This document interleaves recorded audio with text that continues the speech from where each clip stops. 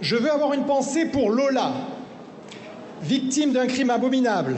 En tant que député, je me joins à l'émotion nationale, mais en tant que père, je m'incline devant la douleur d'une famille brisée et inconsolable.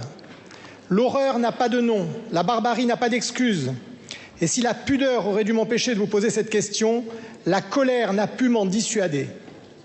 Monsieur le ministre, elle s'appelait Lola, elle avait 12 ans et elle avait toute la vie devant elle.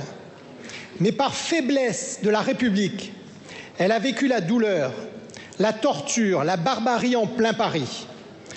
Par le laxisme de votre politique d'immigration, cet enfant a été martyrisé, violé, tué par une clandestine qui faisait pourtant l'objet d'une obligation de quitter le territoire français.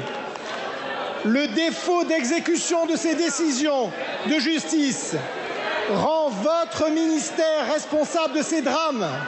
Et je regrette d'avoir à vous l'imputer, mais les chiffres de votre administration sont implacables. 80% des OQTF ne sont toujours pas exécutés en France et le nombre de retours forcés vers l'Algérie a chuté de 94% entre 2020 et 2021. Lola a perdu la vie parce que vous n'avez pas procédé à l'expulsion de cette ressortissante qui n'avait plus rien à faire ici. Voilà la lourde conséquence de votre inaction.